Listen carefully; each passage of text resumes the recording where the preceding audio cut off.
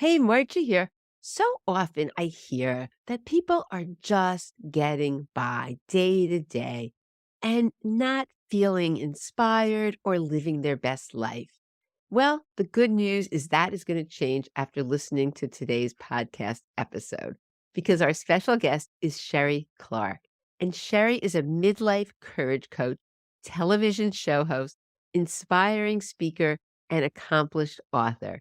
Sherry is written and presented on topics ranging from finding your passion to overcoming career burnout. Her fork in the road coaching practice keeps her busy working with clients one on one and in groups on creating an authentically fulfilling life. Today, we're going to talk about strategies we can all implement so that we have the courage to not settle, but instead live our lives as the best versions of ourselves. And I'm really excited about this episode because I just believe we're meant to thrive. So stay tuned. Welcome, Sherry. I'm so glad to have you here on the podcast. I just love this topic. And I know that lives are going to be changed after hearing some of your great wisdom. Oh, thank you, Margie. I sure hope so. So it's so interesting. Midlife courage coach. Can you just explain what that means and sort of how you got to be this midlife courage coach. Absolutely. So I say that I believe it takes guts to live the second half of your life for you when you've lived the first half for everyone else. And when I say that to a woman, they all nod, because it is true. We've spent so much time in our lives fulfilling certain roles, and all of the roles that we have as women are have demands with them, wife, mother, employee, boss, whatever the role is, even friend. There's an obligation, there's things that we're doing, things that we're giving. And so I believe that when you get to that point in your life when you say, what about me? What about what I want to do? What about like putting myself first? That's why I say it takes courage to do that. And how is someone going to know? How do people know if they are their best version of themselves or, the rest of their life they want to live a certain way? How can they determine, what that is? Do you have any good suggestions on that? Yeah. So, because a lot of times people will ask me, like, well, my life is fine. Like I've got nothing to complain about. I've got my health. I've got a job that's okay. My marriage is okay. But what I say is if there's a deep stirring within you, the road not taken keeps coming into your mind. Maybe you see other people and there some great things happen. And instead of feeling happy for them, you feel a twinge of jealousy, a little envy. That's a sign. That's your inners telling you, listen, there's more to life and more possibility for you that you might not be exploring or allowing to have happen. So, and again, as women, we often push away or push aside negative feelings. Oh, I shouldn't feel like that. Oh, she's got it so much worse. Oh, it could be so much, I could have so many worse things happen. When the reality is there's nothing wrong with wanting more. It's such a good point because I see this all the time. Like people just are settling. And I believe, and I teach this as well, that, you should not live life in black and white. You should live it in color and you should thrive. Settling is not where we should be. What's your thought on this? I agree with you about settling, but one thing I think that we need to be mindful of and careful of is that settling long term and settling short term are sometimes different. So, for example, if you've got a long term goal and your goal might be you're going to finish graduate school and you didn't go back to graduate school until you were 50. And it's a challenge because you're working full time and you're trying to live this life. Sometimes the settling is that your house is a mess a lot of times, or that things aren't happening quite on the schedule that you saw them happening on. As long as you understand that sometimes you're paying it forward to yourself, then I think in that case, I think settling in the short term is okay. But I think it's the big part of that, the big thing is Be really honest with yourself. We know when we're tricking ourselves or trying to. I know I've seen a lot of women do it. I've done it. I've seen men do it. I'll start the diet on Monday, you know? And that's sometimes not being completely honest with ourselves, or I'll go to the party, but I won't eat any of those high calorie snacks. It's a lot easier to catch yourself doing it when it's something like that that's you can measure. And it's not as easy to catch yourself doing it when it's something bigger, like a dream. And when you're creating these visions, any thoughts on how do we know that, like, we've landed on a vision that really works for us? I have some exercises that I do with my clients that have to do with checking in with yourself to see, is this like a is this what I really am wanting and looking for and searching for? Or is this something that I developed as a kid and didn't ever let go of, and I'm so used to saying it's what I want that I'm still going for it. So I think it's that. I think it's going deep and going you go deep with the right questions. And the right questions depend on what it is that you're looking for. The important thing I think is, and I would say that you would probably agree, a coach's role is to be the cheerleader, the advocate, the supporter. We can be all of the things that the people who love you are, except we don't have a horse in the race. So in my case, when I'm talking with someone about courage and they're trying to work up the courage to do something big that will affect other people, maybe it's go part-time for a job so that they can pursue something else, which affects family income and so forth, or leave a marriage, quit a job, whatever it is. That if that affects other people, it's really hard for those other people to be objective about your goals and your aims and to be supportive of you when they're thinking, oh, that's great for you, but what's it going to do to me? And the fact of the matter is, sometimes it doesn't matter what it does to somebody else. Other times you have to take that into account. But there are times when I don't think it's appropriate to consider other people. I think it's appropriate to do what you want to do before you can't do it. Because oftentimes your support could be the discouragement committee, where here you have this vision and you're, looking for support and you get just the opposite. Where here you have this great idea that's feeling amazing. It's expanding to you and you're all ready to, hey world, I'm ready to start this. And then they just tear you down, and there's nothing worse than that. So I that's a good point about sometimes a coach is not going to is gonna feel very differently than a family member or someone else who may have a stake in the game and really not want you to do that. So So good. true. Margie, I spend a lot of my time protecting people's ideas and dreams and just like allowing it to thrive and to see the light of day and to breathe and see what possibilities there. And just exactly like what you said, sometimes all it takes is one sentence in the wrong tone of voice. A family member goes, "Really?" I mean, that might even be the sentence. Really? And you're kinda like, "Well, no, no, just kidding. No, but probably not. No, I was just, no, not really." And you back off from it. I've seen it happen, and I'm sure you have as well. I know, and it's so sad, and that's why sometimes and I've done this too, where I just dying to tell people an idea, and then I say, "No, no, let's develop it a little more and work on it myself or with someone else like a coach." Yep. And, before I really spread it out there because I don't want it to get squashed in its infancy Yes. unnecessarily because for It's the wrong fragile. it really is, it really is. So I really like that. So when people are okay, so now they have this idea, they have this thought, they have a passion, they want to have the guts to really sort of create something different. What happens along the way though? Because oftentimes it's not as smooth from A to B, along the path. So there can be some pain in the process. You want to just share what you've seen since you've been coaching people for a long time? Yeah, the process can be something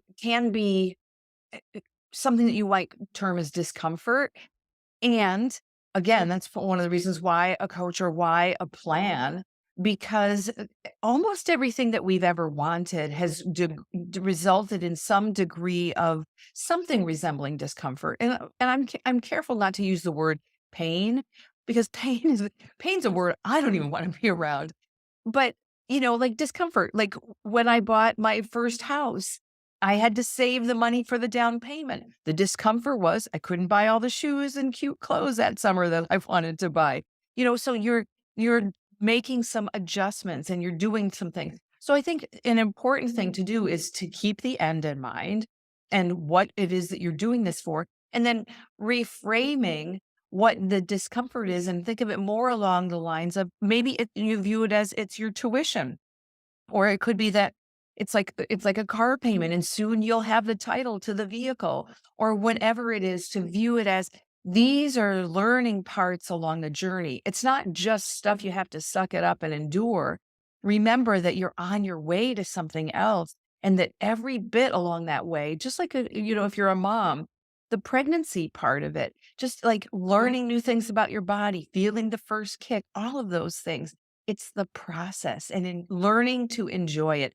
And it can be enjoyable. Trust me. I've been through some processes before, and a lot of times it's the glasses that you're wearing. That's really true, and I think also sometimes if you know what to expect on the journey, you know there'll be some bumps in the road, or you'll know there'll be some different things, or you may have different emotions. So are there certain emotions that you've seen typically that may come into play as people are on this journey? Yes, absolutely. And sometimes there's a rhythm to the emotion depending on what it is the goal that the person is after. So sometimes you can expect from the beginning when you decide you're going to do this thing, there's initial euphoria. Not surprising, right?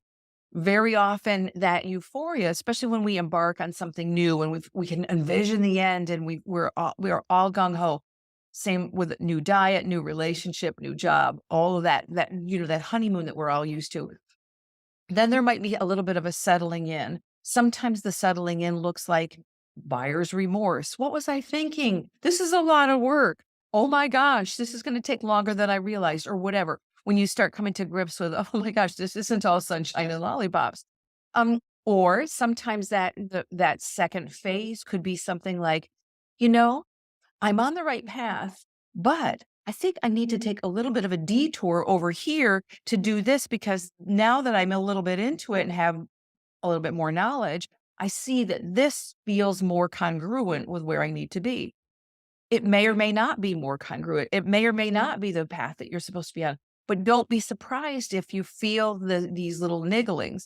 And don't be surprised if there is sometimes, because that's when we have our confidence, start sharing with other people, that the naysayers, again, will come out of the woodwork, those ones that we've talked about. And we don't mean to keep bringing them up, but it's important to realize those people that say, really? Or the people that say, are you sure? In that certain tone of voice, that to be careful, again, to steel yourself about that. So, yes, there's a variety of emotions. Sometimes there's the emotion of doubt. I don't know if I can even get there. This feels so daunting. And the key to most of those is to stay in the step you're on, deal with the moment that you're in. Don't worry about what's coming next. Just get through today. That's a good point, because sometimes overwhelm is the enemy to anything. And Amen. it's so easy when we have these big visions and there's so many steps along the path to all of a sudden feel, "Oh my gosh, how am I ever going to get there?" And then it just squashes everything.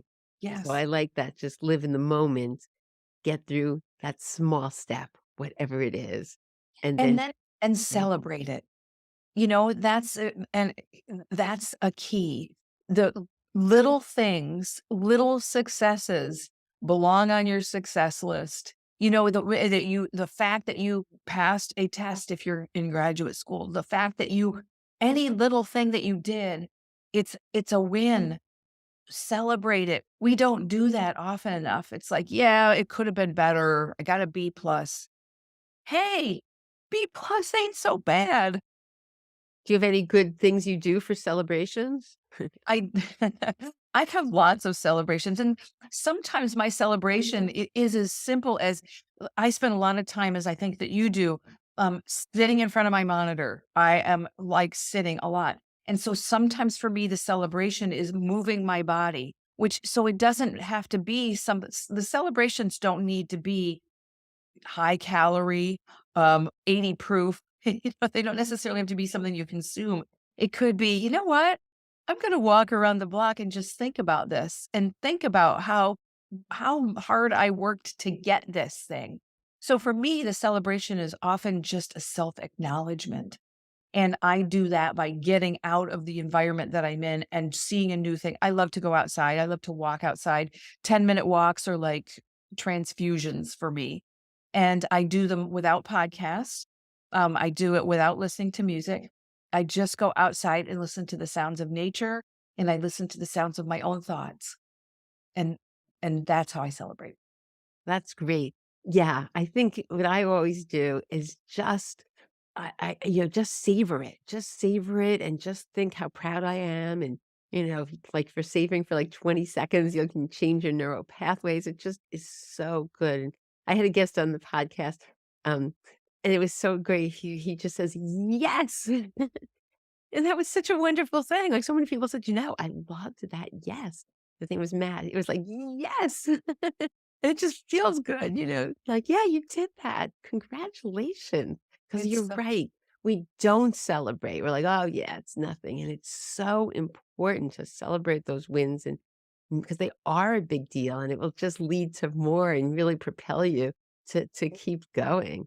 So, And, the other thing is sharing those wins with someone who is a supporter or who does understand, who isn't the person that said, "Really?" Like, I have several really good friends that I know are working on things, and I'm working on things all the time, and we'll reach out to the other person, and even if they don't understand what your milestone was, what it was, to just be able to say, "I just wanted to share that I just," say what it is or don't say what it I just kicked the can down the road and I am so excited. And pick the woman who'll say, "You go, girl," or "I'm so proud of you." And that elevates, that raises everybody's votes. And here's the secret. What you've done for her in sharing your success is you've encouraged her down the road. You've given her the opposite of, "Oh, really?" or "Are you sure?" You've given her the permission to say to herself, "And you too can go for what you want." yeah, it's such a win-win situation, and so often we forget about support groups and forget how much that can help us with whatever we are doing. So Yep. are there any mistakes that you see? Like, what are the common mistakes so we can sort of make sure we try to avoid them as Yeah. we're on this journey to be our best selves? The first one is not daring to let the dream or whatever it is, the goal, whatever it is that you're looking to do, not allowing it to breathe, not allowing it to see what's possible, keeping it to yourself and not sharing it with a trusted other. And again, being judicious about who that trusted other is. Another one is quitting too soon, allowing yourself to get discouraged and saying, "I knew this was going to be a bad idea." Sometimes I I get those feelings sometimes too. Oftentimes it's because I need sleep or because I have been eating poorly or because I haven't been moving my body.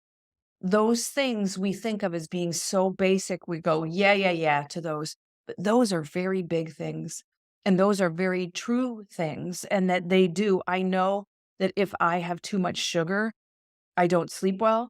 I know that it's not good for my emotions. I know that I'm not as even keeled. I know that if I have too much wine and go to a party, then the next day my sleep has been disrupted. It's the same thing. So, recognizing that you don't have to make the decision to finish everything that day. You just need to give yourself some breathing room. Those are the two biggest mistakes that I see, not allowing something to see the light of day to begin with, and then not realizing that there will be obstacles. There will be things that will come up. and don't give up on yourself too soon. And self-care, like you said, is so important. So often people think it's selfish, but it's just the opposite because not only do you show up for yourself, but you show up better for everybody else. And really that's the foundation. If you don't take care of yourself and have your foundation, it's very hard to accomplish what Yes. you're trying to do. And I think you're just going to keep getting setbacks, like you said. And it's hard to be creative. That's the other thing. Oftentimes, achieving our goals involves a level of creativity. And I'm not talking about painting or drawing or graphic design or music. While that's all wonderful, and sometimes that's a good bit of self care, sometimes the creativity that it takes to accomplish or achieve what it is that you set out to do is the creativity of figuring out how can I get this thing done on time? How can I have these two objectives met that seem like they are at polar ends of the spectrum? Is there a way to bridge them? Is there somebody out there I could call on to help me? And it's really hard to be creative and to be a problem solver when you are exhausted and hungry, hangry, all of it. So that's why, to me, also self care is so important. I know some of your work involves past regrets, looking at them and coming to terms with them. And that doesn't sound so pleasant. Do you want to just share that a little bit with us? Like how why that's important to you and what role that plays? Yes, very much so. So, um, regret work is one of those topics where people kind of go, if I were to bring it up. But let's think about this. When we have regrets, and everybody listening has regrets, and if you're thinking to, I don't have any regrets, call me. Let's have a conversation because if you don't have regrets, you're not being truthful. Really. And I don't mean necessarily big regrets. And sometimes they are big regrets. I should have gone to graduate school when I had the chance, or I should have taken that promotion and I didn't because of whatever reason, whatever. But sometimes the regrets are a conversation that you didn't speak up for yourself in, or a small thing, a person who you meant to reach out to and you didn't, and then they passed on before you had the chance. So there's all different kinds of regrets on our continuum. The reason I like to do regret work is several fold. One of the main reasons is that it's there and you're thinking about it, whether you think you're thinking about it or not. That it's shaping some of your decisions and the way that you view things. I hear women saying things like, um, "I I always procrastinate. I'm always late. I'm always this. I'm always that." And a lot of times we can get to the bottom of talking about that and find out that behavior has caused some regrets. Procrastination, delaying a decision is a common regret producer. Like, "Oh, I should have made a bid on that house. I wanted that house, and I doubted myself that I would qualify for the loan, and so I didn't, or I didn't go for the promotion." This could be the same person, or I didn't I didn't buy that plane ticket, and the price doubled the next day when I went to buy it. All of those things. I want us to find our patterns of behavior. We all have them. Things that you do that shoot you yourself in the foot. Acknowledging them by looking at those past regrets and saying, "This is how that regret happened," and lets you have in the forefront of your mind when the opportunity to make a different choice presents itself for you to be able to say, "I'm not going to do that again. I'm going to act this time and not regret that." So that's why I think regret work can be so powerful. And again, having someone that you trust review it with you that can ask you the questions, not so that you relive the regrets. It's not about reliving it. They happened. It's acknowledging them and seeing what can be the takeaway in them. I think that can be just so valuable, really interesting. I realized before as we started, I didn't even ask you, and I think it's interesting. I'm always fascinated by what you were doing prior to becoming the midlife courage coach. So maybe just share a little bit how you've used this in your life. I think that would be very interesting for everybody. I love that. Thank you for that question. So, I have had several different incarnations in my life. I'm a serial entrepreneur. In my life before this one, I am now a midlife courage coach. That's my title. Before that, I coached in health and nutrition. And the reason that I made that transition is I realized that the women that I talked with who wanted to lose weight or to do different things, um, for themselves physiologically, very often the problem wasn't that they didn't know they should eat less calorie dense food and move more. It was that they were unhappy in career or that their marriage needed some attention. And so they were eating, for example, to self medicate. That was the comfort that they found. And I felt like instead of dealing in that arena and teaching them about stuff they already knew, broccoli instead of Doritos, that I would deal with, let's talk about the underlying problem. Let's talk about why you can't resist some of these things because it's the only joy you feel you have in your life. Let's go there. So that transition was kind of a natural one. Prior to that, I owned an advertising agency for 25 years. And so when I talk about creativity and creative work, I worked with the most creative people on the planet. It was wonderful. I absolutely loved it until I didn't. And really, to your question, Margie, the reason I became a courage coach was because I owned this business. I had owned it for 25 years. It was successful. I was making a lot of money. I had written 3 books. Was well known and well regarded in the industry. I quote had it all is in terms of what everybody else thought. And underneath, I was miserable. I was unhappy. I drank too much. I overexercised. I did a lot of things that I kind of knew that there was something wrong and I was just kind of running. And it was when I finally slowed down enough to realize I can keep going at this breakneck pace and kill myself, or I could take a pause button, muster up the courage to figure out what it is I really want to be doing at this chapter in my life. I was 53 years old, so I wasn't a kid anymore. And I did it and I never looked back.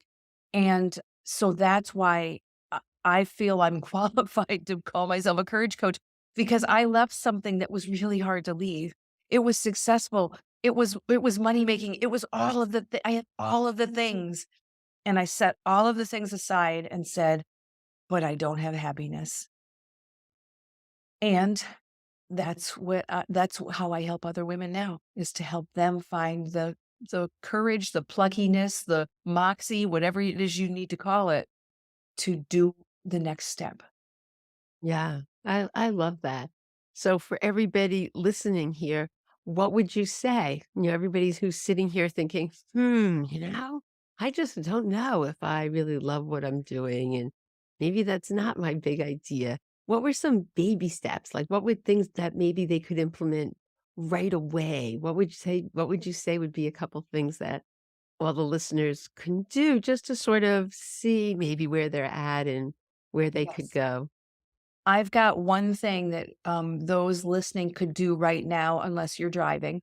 And if you're driving, either pull over or wait and do this another time. And it's an actual exercise. It is the most powerful thing, that I find, will often elicit tears.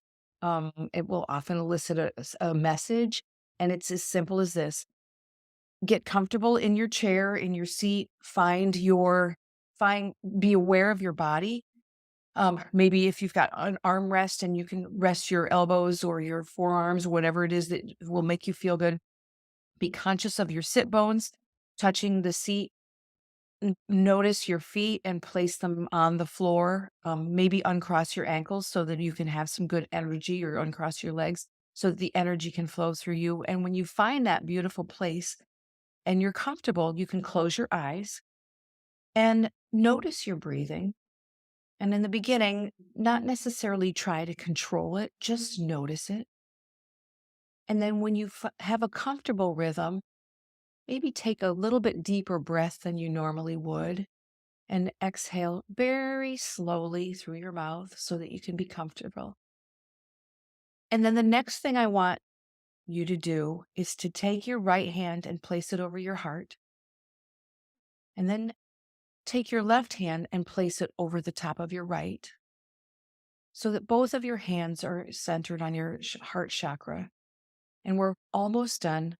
I'm just going to ask you and your heart a simple question and keep your eyes closed and wait for the answer as you ask your heart, what do you want for us? What do you want for us, dear heart? And then listen and take a breath. And when you're ready, rejoin us by opening your eyes. And oftentimes, a word, an answer, a vision, or just simply the hot feeling of tears. You know how your eyes get a little hot before the tears come? It tells you you're tapping into something, that there is more there to be uncovered and discovered and held dear and held close. And that is the first and most important step, is to get in touch with yourself and realize there is more untapped depth there. And you don't have to know the answer, and you don't have to know where the finish line is or where everything is. All you have to do is trust that you'll take the next step with courage when it's time. Wow, what a beautiful practice. It's funny, I got the message peace, and sometimes I get too busy and life can be a bit chaotic for me. And so that was a very good message, actually. But I think that's so beautiful, talking kindly to yourself, and what a lovely practice. And you really could do that whenever, as often as necessary. That was beautiful. Thank you so much. You're welcome. So there's a couple things. First of all, tell everybody about the gift that I think will help people implement a lot of the things that we've talked about today. So why don't you share this beautiful gift that you're giving to the community? I would love to. I am so delighted to offer this. It's not one I offer often, so do know that. It's a courage journal, and Margie, I know you'll give them the link to be able Yeah. to access that. And what the courage journal is it's something that I developed. It's a 14-day practice, and every day I give you. It's basically a journal prompt. But the good news is, so if you're already a journaler, you're gonna be like, "Goody, goody. I've got something to tell you." If you're not a journaler, you're gonna love it because I'm not gonna ask you to write 3 pages. You don't have to go on and on. Some of the things are bullets, some of them are lists, some of them I will ask you to do a little drawing. It's really fun. And what I will do is accompany you every day. I will appear in your mailbox with a 1-minute video that gives you a little bit more insight into it. And just like the asking your heart exercise, if you can relax into doing the journal, it'll take you 10 minutes. By the time you reach the end, I think you'll find some really beautiful self discoveries. Oh, that's great. So that's number one. Number two, tell them about your show that you're doing, what's coming up. I am so excited. So I have hosted interview series. I've actually hosted my own television show in the past. I've done all kinds of different things like that. I love to talk with other people, to do what you're doing, which is interviewing me. And I am hosting a talk series that is taking place in January of this year. And I have the most fabulous guests, including you. And I'm excited to feature you and many other guests on topics ranging from um, grief of losing a pet. We talk about fun things like health and fitness and food and fashion. We talk about divorce. We talk about trauma and recovering from trauma, narcissistic behaviors. If it's of interest to you as a woman in midlife, there's a topic you'll want to hear. So I am very, very excited about that, and I think you can give them the link as well, Margie, to Yes, I'll have all those links in the show notes. And I really didn't tell the audience, that's how we met. A couple of years ago, you invited me to your fork in the road to be, on your program, and that's how we met several years ago, actually. It was Yes. quite a while ago, and so we've stayed in touch since, which has been so nice. So I'm so glad that this came full circle, and now you're on the podcast and could share all of this information, which I just believe is so helpful and, not something to belittle because this can be life-changing, and when you feel better about yourself, your happiness increases and every aspect of your health changes. So that's sort of what I always believe is the foundation of health is this happiness. And I think this peace, courage, and where you are in midlife and, how you look at the rest of your life can just completely change the outcome. And, why not all thrive? It's possible and doable. And we both know that. And I think it's exciting that we've shared this with the audience. So any last minute thing before we end? Yes, I would say this. If you're listening to this and you're thinking, I don't know where I would find the courage to fill in the blank, whatever it was, whatever your heart spoke to you, remember, you don't have to think of just the end. All you have to think about is what's the very next step, the tiniest, smallest little step. It could be that all you do today is look up a phone number and commit to making that call at some point in the future. But just looking up the phone number, just taking an initial step, it's a building practice, and you will be amazed at how quickly those little steps turn into a full-blown trot. So, trust yourself. Oh, that's great. Well, thank you so much, Sherry. It's been a pleasure, and I look forward to staying in touch and looking forward to listening to the series myself. Thank you, Margie. I hope you enjoyed my interview with Sherry and have a better understanding of what steps you can take to get that courage so that you can be the best version of yourself and live your life to the fullest. All the links Sherry talked about, including the link to her courage journal, as well as the link to her show that's coming up, will be in the show notes. So thank you so much for tuning in, and I look forward to seeing you on the next episode.